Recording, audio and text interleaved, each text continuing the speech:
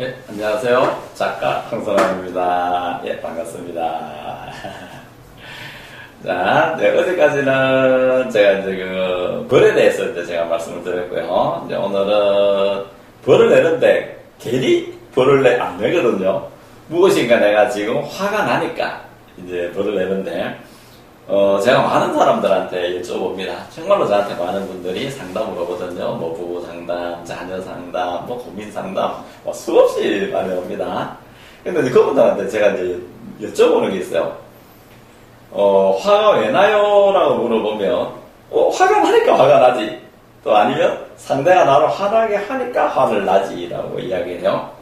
근데 우리가 이제 정말 잘 봐야 될 게, 같은 상황인데도 화가 날 때가 있고 안 날 때가 있고, 또 하나는 같은 상황을 두고서도 어떤 사람은 그걸 가지고 왜 그래 하는 사람이 있는가 하면 어떤 사람은 그걸 가지고 발끈하는 사람이 있거든요.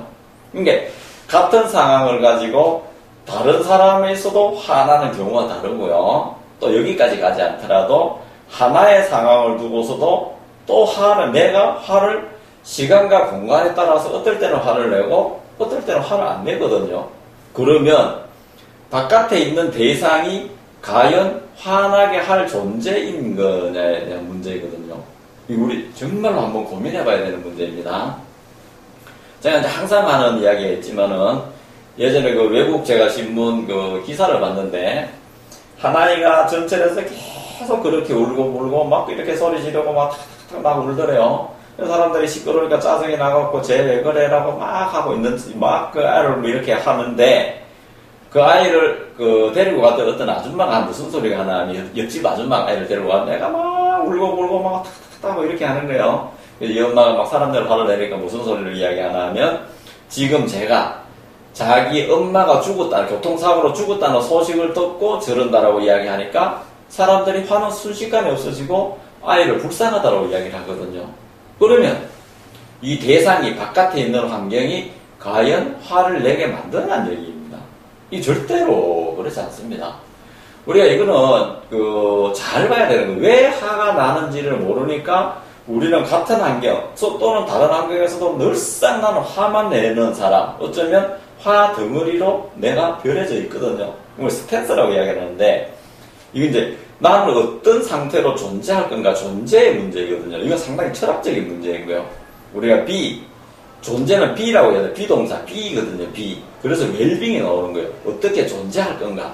나는 같은 상황을 두고 화로 존재할 건가 아니면 기법으로 존재할 건가에 대한 문제입니다. 예전에 저한테 상담했던 여자 두 분이 오셨었어요.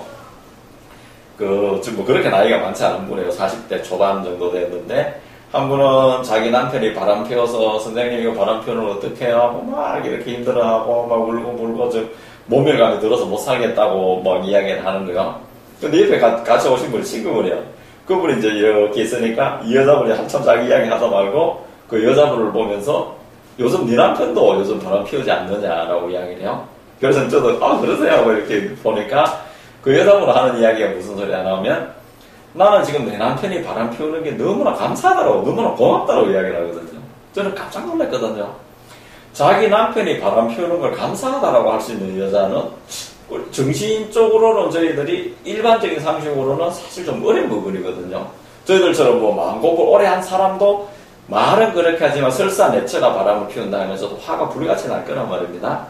근데 이분한테 물어봤어요. 저기 어머니 어떻게 하는데 남편이 바람 피웠는데 기분이 좋을 수가 있어요 라고 이야기를 하니까 이제 어렵게 이야기를 하는 거예요.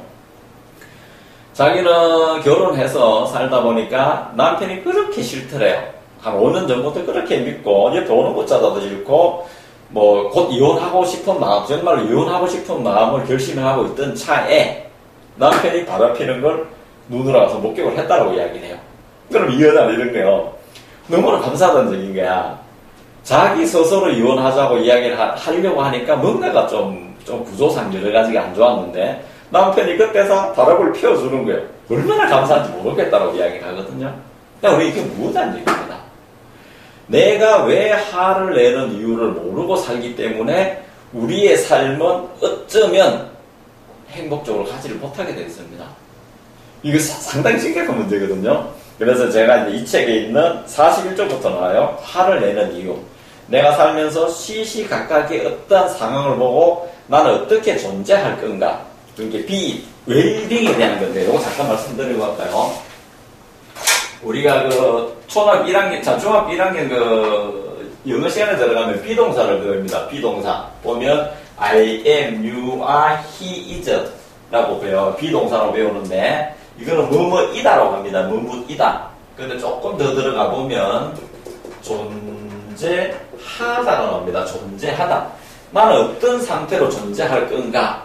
자, 내 남편이 바람을 피웠을 때 내가 이혼해야지, 화가 나야지 하는 상태로 존재하는 경우와 나는 기뻐요라고 하는 존재는 달라지거든요. 아까 그 아이 울고 불고 했을 때 그 아이가 시끄럽다고 하는 존재와 그것도 그러고 그거를 데리고 가는 이웃집 아줌마는 또 다시 어떤 상태로 존재하는지 달라지거든요.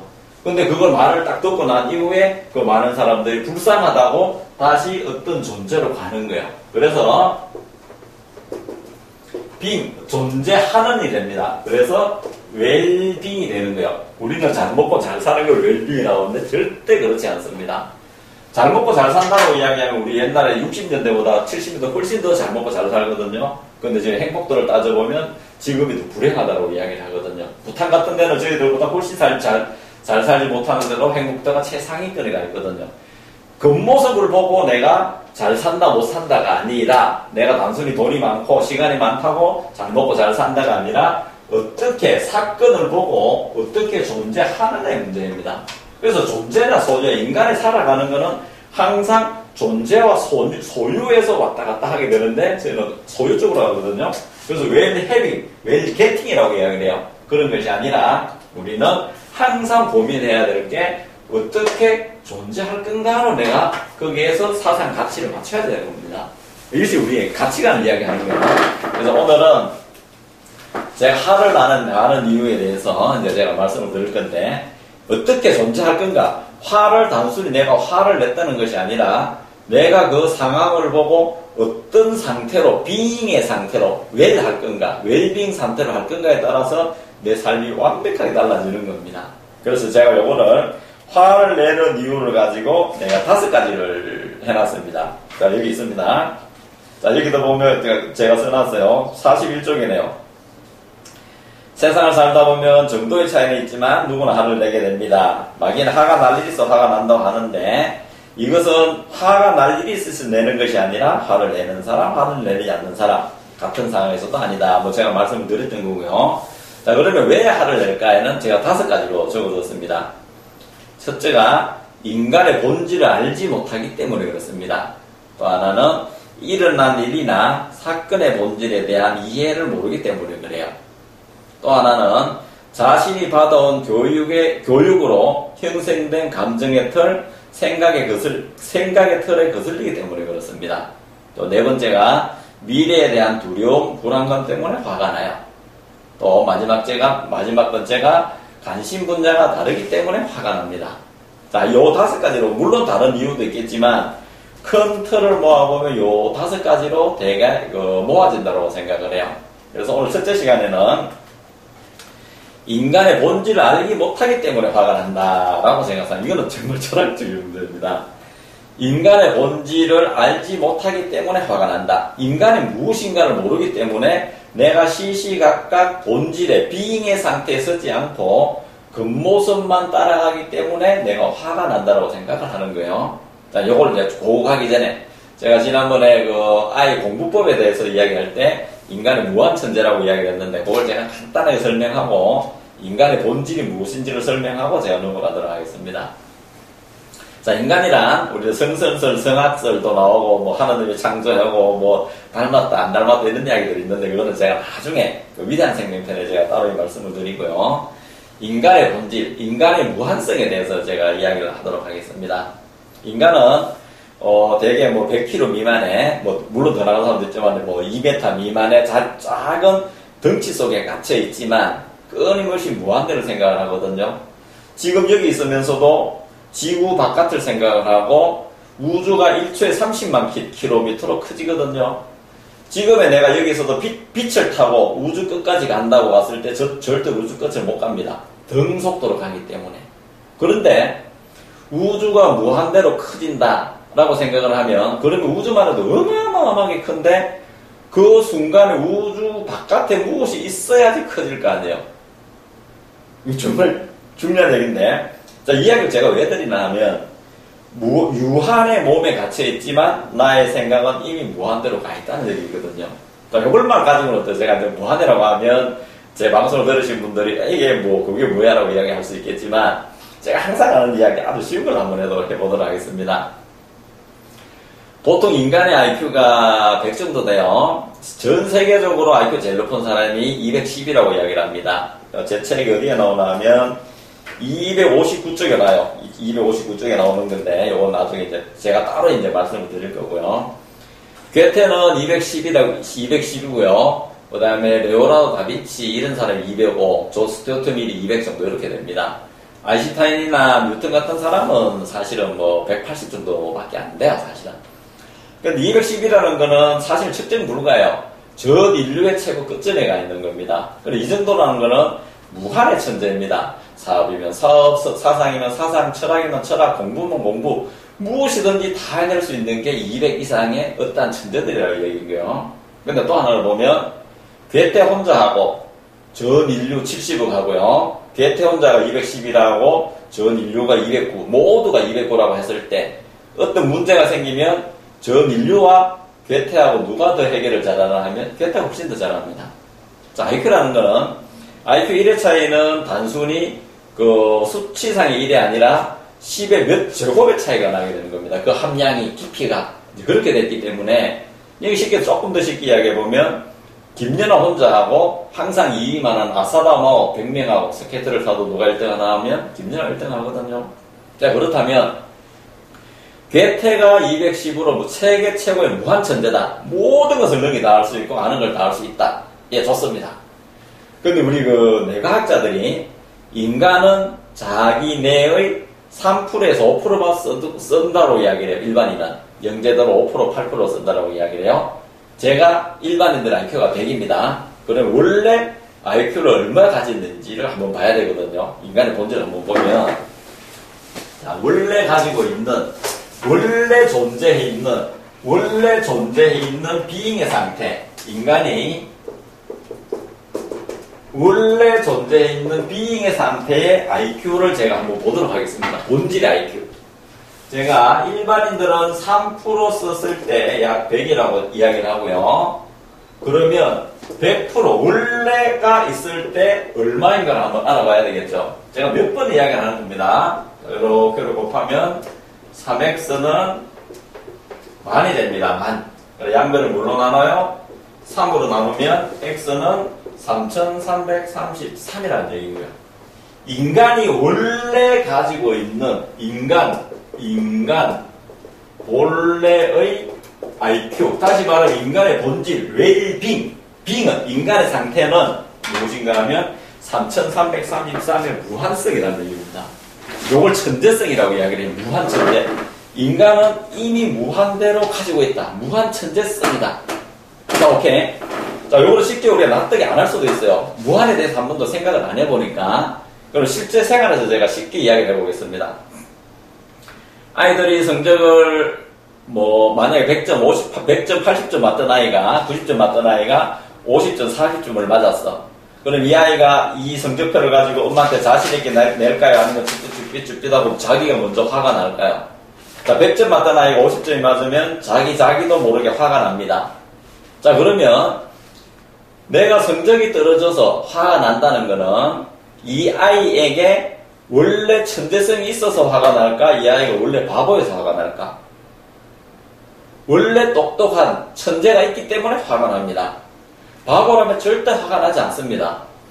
무한의 지혜, 내가 무한성에 그보다 훨씬 좋은 것이 있기 때문에 그보다 못한 상황을 내가 본질에 좋은 것이 그거보다 성적이 낮은, 내가 100점이라는 것이 50점이라는 상황을 맞으니까 내가 화가 나는 거지, 원래 50점짜리였다면 50점이 맞든 뭐가 맞든 화가 안 나는 겁니다.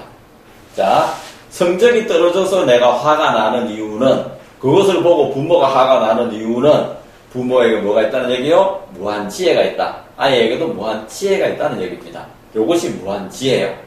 자, 또 하나 볼까요? 우리 가난하면 화가 나죠? 짜증이 나죠? 왜 가난도 화가 나요? 하면 내가 뭐도 못 사고 뭐도 없어 이야기해. 물론 그건 좋습니다. 가난 내가 주머니 돈이 없어 화가 나. 오케이, 좋습니다. 똑같은 이유입니다.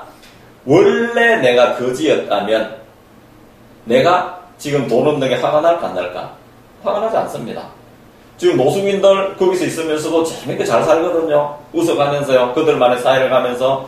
그들은 무엇인가 하면 원래 원래 내가 그런 사람들은 화가 나지 않는 거예요. 내가 무한의 부자이기 때문에 무한의 부가 아닌 것에 대해서 내가 화가 나는 겁니다. 인간의 본질, 무한성을 갖췄기 때문에 그래요. 그래서 인간의 본질은 또 뭐예요? 무한의 부자예요.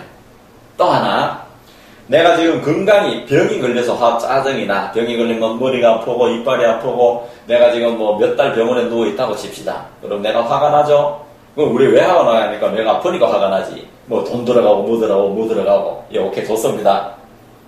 자, 내가 아파서 화가 나는 거는 건강하지 못한 상태. 내가 나의 본질이 완전 건강이기 때문에 화가 나요. 완전 건강이 아니고 내가 병덩어리였다면 화가 날 수가 없습니다. 자, 병이 낫는 이유.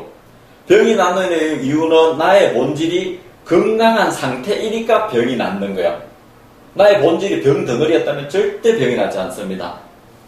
이거는 의사가 낫게 하는 게 아니에요. 나에 있는 생명력이 낫게 하는 겁니다. 약이 낫게 하는 게 아니에요. 약은 죽은 환자, 죽은 사람한테 약을 아무리 먹어봐야 낫지 않습니다. 살아있는 나의 생명, 본질이 약이라는 매개체가 나한테 들어와서 낫게 해주지만 본질은 내 생명이 병이 없기 때문에 낫는 거야. 이건 제가 바로 몇 시간을 두고 이야기해야 되는 겁니다. 또 하나, 내가 지금 우울해요. 내가 우울증이 걸렸어요. 저한테 수많은 사람들이 우울증을 상담을 해옵니다. 아, 우울해요. 막 그래요. 아, 네, 좋습니다. 똑같은 얘기입니다. 내가 우울하다는 거는 내가 본질이 무한의 기쁨, 무한의 환희, 무한의 밝음이기 때문에 우울한 것이 짜증이 나는 거예요. 그래서 이런 사람은 제가 쉽게 전달해 줍니다. 저번에 제가 서울 볼리 강의 갔다가 돌아오는데 전화로 제 유튜브를 보고 어떤 한 분이 전화가 왔어요. 어디 영주 계시는 분이던데 선생님 우울증이 걸렸어요. 미칠 것 같아요. 병원에 가도 안 돼요. 밤에 잠도 못 자요. 막 하길래 제가 이야기했어요. 저 우울증 걸리는 걸 어떻게 알아요? 하니까 내가 안 돼. 그러면 내가 지금 우울해요 하는 우울한 상태와 내가 우울증이 걸렸어요 하는 상태는 다른 거예요. 요걸 설명해 줬습니다.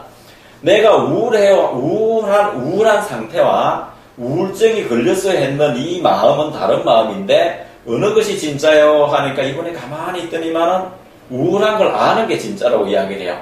자, 그래서 제가 뭐 얘기한다면 그 아는 마음에는 우울이 있을까요? 없을까요? 하니까 이 사람이 가만히 있다고 깔깔깔깔 웃는 거예요. 바로 해결이 되었습니다. 인간의 본질은 원래 우울한 상태라면 절대로 화가 나지 않습니다. 원래 너무나 쾌활하고 밝고 행복한 상태이기 때문에 그런 상황을 보고 잠시 전이 돼서 그런 것 뿐인 거지 절대로 그렇지 않아요. 중요한 얘기입니다.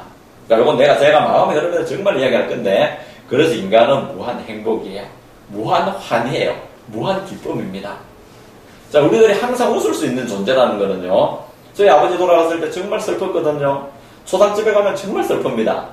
근데 그 상주들이 계속 울던가요? 웃어가며 웁니다. 틈마다 웃어가면서 이렇게 우는 거예요. 예전에 저도 이런 일이 있었죠.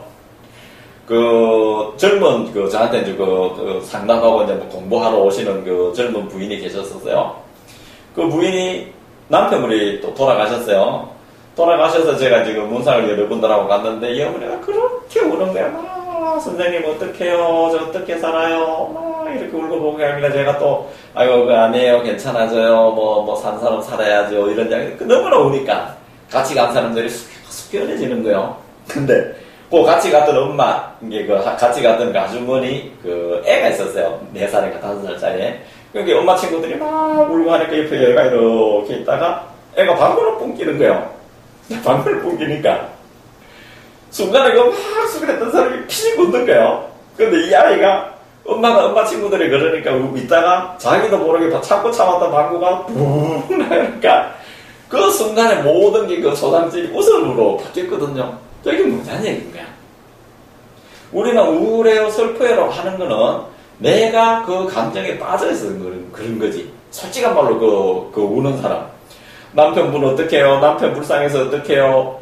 남편 불쌍해서 울까? 자기가 지켜보지 못한 위대성을, 자기의 위대성을 지켜보지 못할 힘이 없어서 우는 것일까?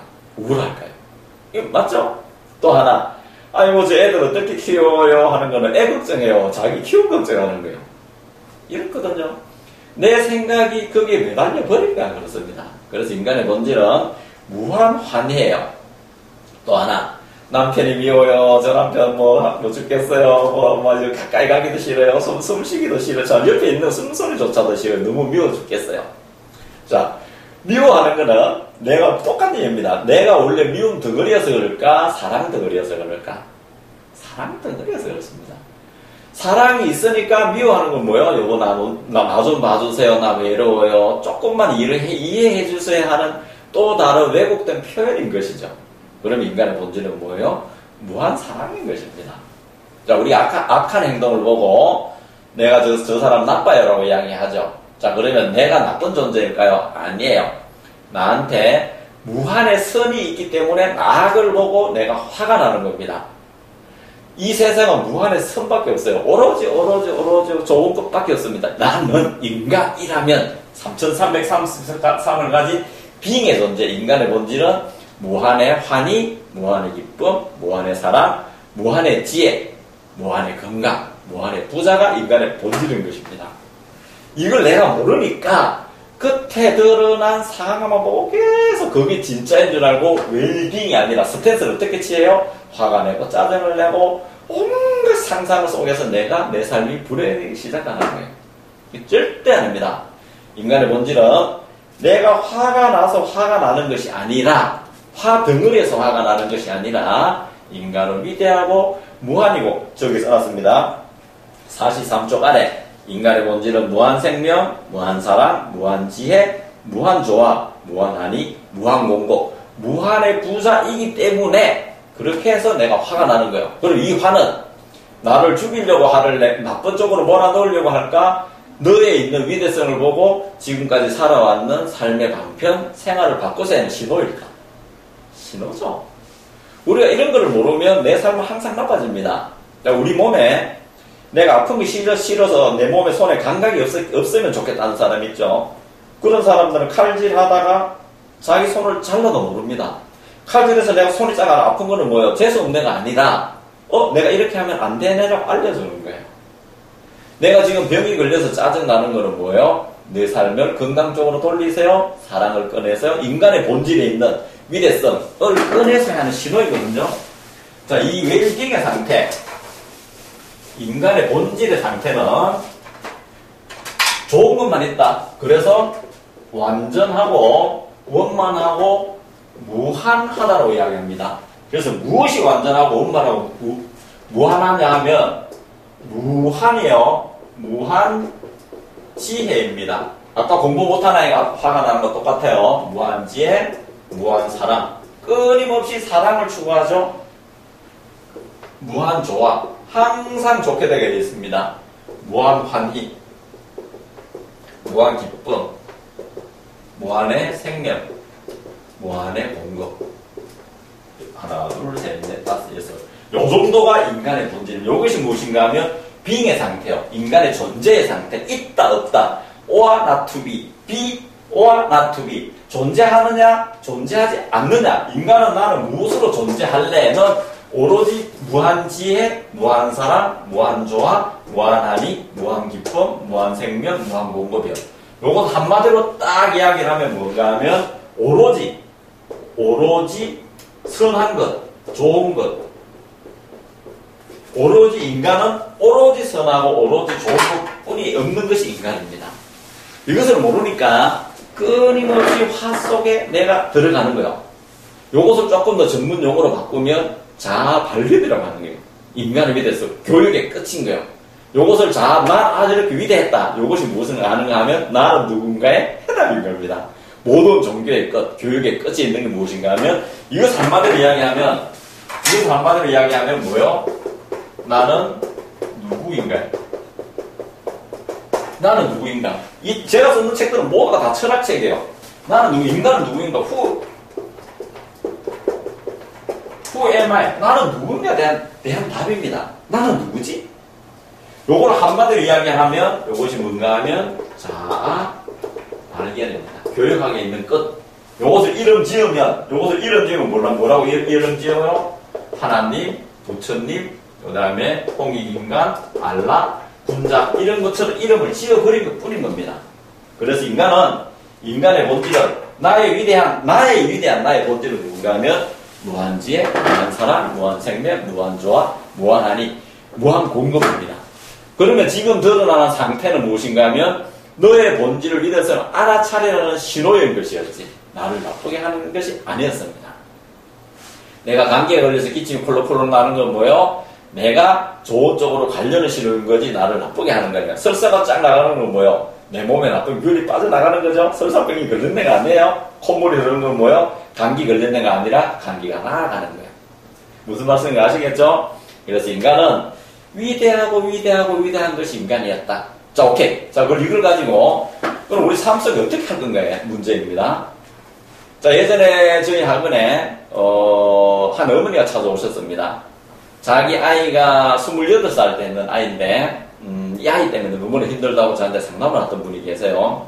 3년, 4년 전에 3월, 4월 요때쯤 찾아왔구나. 오셔가지고 무슨 말이 하면 이 아이가 서울대를 나오고 군대를 갔다 오고 대기업에 정말로 내려가는 대기업에 취직해서 갔는데 6개월인가 8개월 만에 회사를 그만두고 자기 방에 처박혀서 나오진 않더랍니다. 자, 이 부모가 내 아이가 정말로 유수한 인재인데 직장도 그만두고 방에 처박혔다. 그리고 엄마한테 이야기도 안 하고 아무 소리도 안 하고 방에 처박혀 있더랍니다. 자, 처음에는 밥도 같이 먹더니만 조금 지나니까 밥도 같이 먹지 않는다. 방에서 꼼짝을 안 한다. 선생님 난 미칠 것 같아요. 그 전에 그 음력 설인데 설세로도 안 갔다고 이야기. 창피해서. 제가 이야기했습니다. 이 어머니가 너무나 힘들어하는 거야. 그 전에까지도 촉망받는 그 아이고 어디 가나 부름을 사는 아이던데 아무것도 못하고 내가 친척들 물어볼까 못해서 설세로도 안 갔다고 이야기를 해요. 선생님 나 이거 어떻게 할까요? 화가 나서 미칠 것 같아. 생활도 안 되고. 바로 여기 사시는 분이에요. 노년동 쪽에 사시는 분인데 저한테 상담을 왔습니다. 그래서 제가 어떤 이야기를 하냐면 어머니 똑같은 이야기를 합니다. 어머니가 화가 나는 거는 어머니가 화 덩어리에서 그런 게 아니라 어머니 이런 거예요. 내가 뭐를 잘못해서 그럴까? 자책감에 빠져 있는 거예요. 내가 뭐를 잘못해서 자책감에 빠진 거예요. 그러다 보니까 아이가 더 나빠지는 거지. 제가 무슨 이야기 하냐면 어머니 화가 나는 거는 어머니 속에 훌륭함이 있고 좋은 것이 있기 때문에 화가 나는 거예요. 그것을 보니까 어머니가 너무 나빠하지 마세요. 어머니 아이를 최선을 다해서 키웠습니다. 그렇지만 어머니가 지금 뭔가가 안 맞으니까 나온 거는 지금의 좋아지고 그다음에 생활을 바꿔라 신호인 것이지 절대 나쁜 것이 아니에요 라고 제가 먼저 어머니한테 이걸 안심을 시켰어요. 요 이야기 그대로 해주고요. 그 다음에 또 하나 아이도 훌륭하고 괜찮은 거예요. 아이 반드시 좋아진다 하니까 지금 당장 아이가 방 안에서 안 나오는 거를 어떻게 훌륭하다고 볼 수가 없잖아요. 어머니 지금 속이 타서 죽겠는데 아이한테 방에 열고 들어가서 사정도 해보고 울고불고 붙잡기도 하고 때려보기도 하고 아버지가 가서 정말 완력을 쓰기도 하고 심리상담사 붙여가지고 이야기도 애가 요지부동이더랍니다. 그래서 제가 어떤 이야기 하나 하면 아이 훌륭한 거예요 하니까 선생님 그러지 않아요. 나 미칠 것 같아요. 지금 내 모든 거 다 해도 아이만 괜찮아진다면 내가 모든 거 다 하겠다고 이야기하거든요. 그래서 이야기를 해줍니다. 어머니도 훌륭한 거요 아이도 훌륭한 겁니다 하니까 아니라고 이야기를 해. 오케이 좋습니다. 그래서 제가 물어봐요. 어머니 이 아이 집에 하루 종일 있으면 밥은 챙겨 먹던가 하니까 뭐 밥은 먹지 지 안 죽으려고 배고프니까 밥은 먹습니다 이러고 이야기해. 그걸 밥 먹는 걸 어떻게 하려 하니까 밥그릇이 싱크대에 들어가 있대. 저 고전에 제가 물어봤어요. 밥을 어떻게 하다 보니까 밥은 먹는데 어머니 그럼 밥그릇이 탁자 위에 그대로 있던가요? 싱크대에 있던가요? 물어보니까 싱크대에 놔놓는데 그래서 제가 무슨 이야기 했나 하면 어머니 됐습니다. 우리 요거 가지고 칭찬 하나 해봅시다 하니까 이 어머니 깜짝 놀라는 거야. 어머니 말이 꼭 그거예요. 나이 28, 29 먹은 놈이 지 밥그릇 하나 먹은 거를 싱크대에 갖다 놓는 게 뭔 그렇게 자랑할 거라고 자랑하느냐고 이 어머니가 저한테 이렇게 막 따지듯이 이야기하는 거예요. 그래서 제가 이야기를 하죠. 무한 조화에 대해서 이야기를 합니다. 무한 사랑에 대해서. 자, 어머니 이 아이는 밥그릇을 탁자 위에 놔두면 식탁에 놔두면 어머니가 일 나갔다 와가지고 저녁에 치우는 걸 힘들어하는 걸 아는 아이예요. 어머니가 힘들어할까봐 싱크대 갖다 놓는 거고요. 또 하나, 거기 있으면 지저분한 걸 알기 때문에 거기 갖다 놓는 겁니다. 자, 세상 이치는 1 더하기 2가 3이라는 거는 1 더하기 2가 3이라는 걸 아는 아이는 1억 더하기 2억이 3억이라는 걸 알고요. 1조 더하기 2조가 3조라는 걸 아는 아이예요. 세상 원리 원칙은 작은 거나 큰 거나 똑같습니다. 밥그릇이 여기 있으면 엄마 힘드는 걸 알고 지저분한 걸 알고 가는 아이는 무한대의 위대성이 있는 겁니다라고 설명을 해줍니다.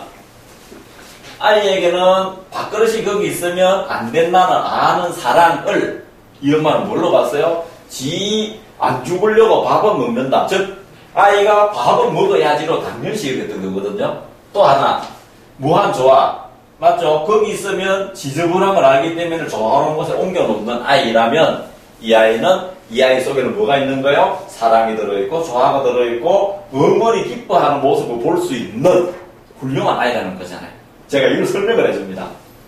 좋은 것만 있는 아이예요. 지금 겉모습에 어머니가 쏘가왔고 지금 이런 아이가 행동하는 거는 어머니한테 어머니 생활 태도를 바꾸고 아버지하고 사랑을 해보려고 하고 어머니의 훌륭한 것을 보게 만들고 나의 훌륭함을 보게 만드는 사랑을 끄집어내는 천사 같은 아이라고 제가 설명을 해줍니다. 어머니가 가만히 있는 거예요. 자, 그래서 그럼 어떻게 할래? 이거 당장 바꿔야지 되잖아요. 자, 그러면 말이라는 거는 우리가 보면 말은 구체화, 구상화, 만들어내는 힘이 있거든요.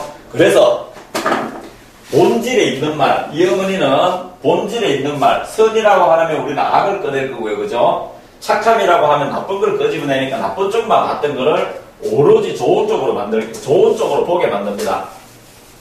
자, 우리가 보면 사람들이 선이라고 하면 악을 생각해요. 그 다음에 진이라고 하면 진짜를 생각하면 가짜를 생각합니다. 위.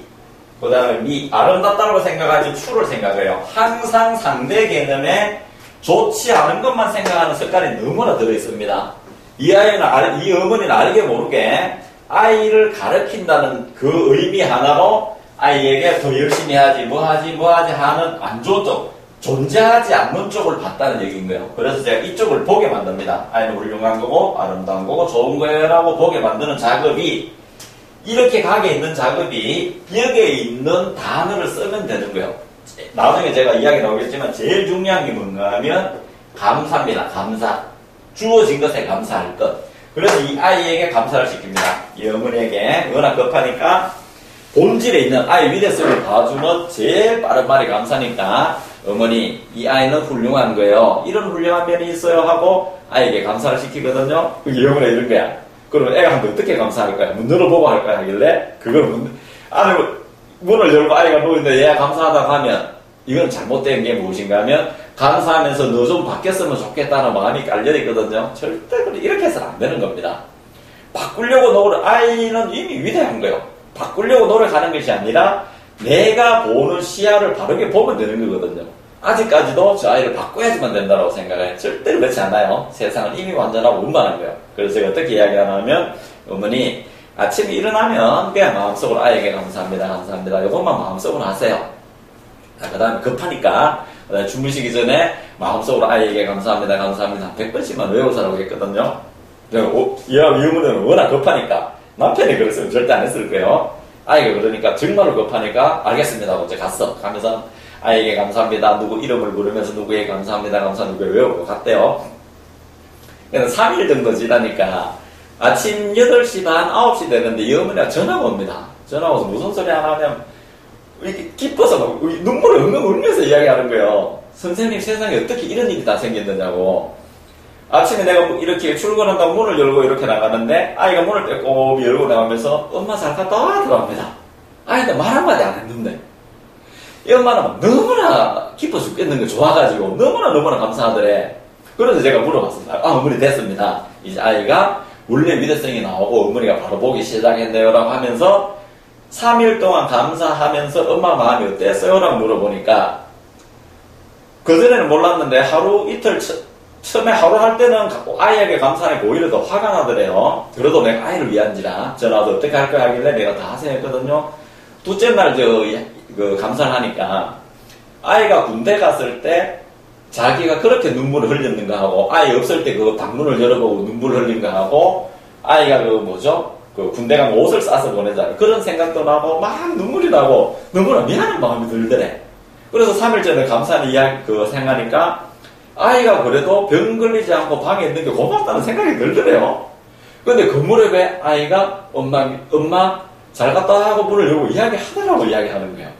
정말로 이건 놀라운 일이고 놀랍지도 않아요. 사실은 당연한 얘기인 거예요. 그러고 나한테 계속 어머니가 저하고 계속 전화하면서 상담하면서 어머니 감사하세요 하니까 어머니 한 일주일 정도 했다라고 이야기를 해요. 일주일 정도 있다가 저녁에 퇴근하니까 아이가 나와가지고 엄마 아빠 오늘 하고 이야기 좀 해요 하면서 나와가지고 엄마 앉혀놓고 아이가 무릎 꿇고 하는 이야기가 엄마 아빠 죄송해요 하면서 나 정말 너무나 힘들었어요. 어디 하나 내가 마음 하나 붙일 데가 없었었고 정말로 내가 공부하느라 직장 가느라 칼날 같은데 하루도 내가 쉬지 않고 그 최고를 유지하려고 했던 게 너무나 힘들었다고 이야기를 하고 그리고 엄마 아빠한테 인정받으려고 했었는데 조금만 벗어나니까 엄마 아빠들이 인정해주지 않는 그 마음이 너무나 무겁다고 하면서 엄마 미안해요라고 이야기하거든요. 이 어머니가 그날 밤에 막 저한테 펑펑펑펑 울면서 전화가 왔어요. 너무나 감사하다고. 그러면서 자기 어머니 마음이 바뀌고 일주일, 2주 사이에 일주일 사이에 바뀌고 해가지고 자기 남편하고도 사랑이 회복이 되고 너무나 좋았다고 하거든요. 이 아이 지금 대기업에 잘 다니고 있거든요. 이것이 웰빙입니다. 웰빙. 우리의 존재임. 우리는 화로서 존재하는 줄 아는데 화라는 거는 당신의 생각이나 생활 태도를 바꾸시고 원래 존재하는 웰빙의 상태 존재하는 인간의 위대성을 바로 보세요 라고 하는 신호입니다. 우리가 몰랐기 때문에 화가 나는 거예요. 자, 그래서 오늘은 제가 화가 나는 이유를 첫째 거니까 이건 좀 어렵습니다. 길게 이야기했지만 제일 먼저 화가 나는 이유는 무엇인가 하면 인간의 본질을 위대성을 모르기 때문에 그렇다. 내가 위대한지를 모르니까 조그마한데도 흔들려서 자존감이 낮아버리고요. 그걸 보고 이렇게 들어가는 거야. 자, 내가 자존감이 높아지고 내가 위대한 걸 알면 다소 미흡한 거라도 나는 웃을 수가 있겠죠. 여유가 생기겠죠. 또 하나 내가 위대한 걸 알면 남이 위대한 걸 알아요. 이게 대단한 이야기입니다. 부처는 부처가 보이고 돼지 눈에는 돼지만 보이는 거예요.